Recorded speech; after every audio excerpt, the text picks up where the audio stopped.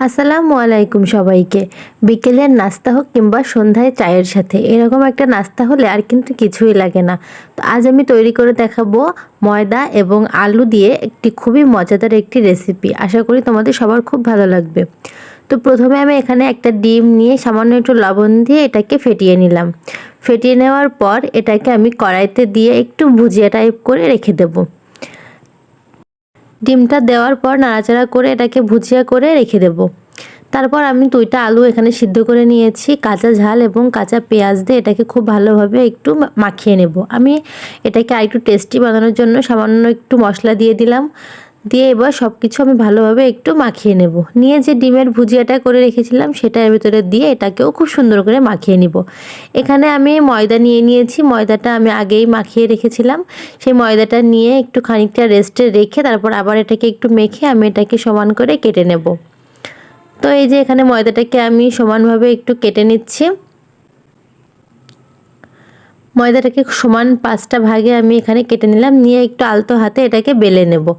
খুব বেশি পাতলা করে বেলার দরকার নেই, একটু অল্প বেললেই হবে। তারপর তার ভিতরে আলু আর ডিমের যে পুরটা রেডি করেছিলাম সেটা দিয়ে এর মুখটা আমি ভালোভাবে বন্ধ করে দেব। এর মুখটা খুব সুন্দরভাবে এক জায়গায় করে এনে আমি এর মুখটা বন্ধ করে দিলাম।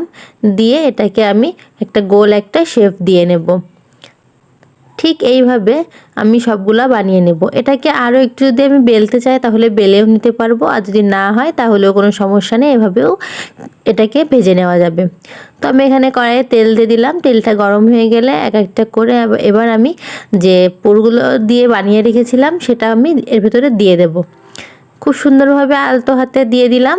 দিয়ে তেলটা খুব বেশি গরম হওয়া যাবে না, আর চুলার আঁচটা একটু মৃদু রেখেই এটাকে ভাজতে হবে। বেশি তাড়াতাড়ি করলে কিন্তু ভেতরটা কাঁচা থেকে যাবে এবং উপরটা পুড়ে যাবে।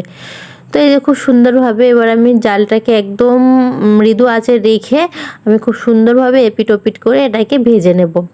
বেশ 4-5টা একটু লাল লাল করে ভাজা হয়ে গেলে একটা একটা করে আমি এগুলোকে উঠিয়ে নেব।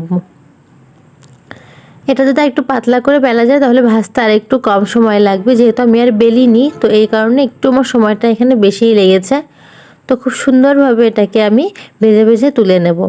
তো ব্যাস তৈরি হয়ে গেল বিকালে এবং সন্ধ্যায় চা দিয়ে খাওয়ার মতো খুব সুন্দর একটি নাস্তা। এটা খেতে এত মজা হয়েছিল যে কি বলবো। আশা করি তোমরা আমার ভিডিওটা দেখে বাড়িতে অবশ্যই একবার হলেও ট্রাই করবে। সবাই খুব ভালো থেকো, সবাইকে টাটা।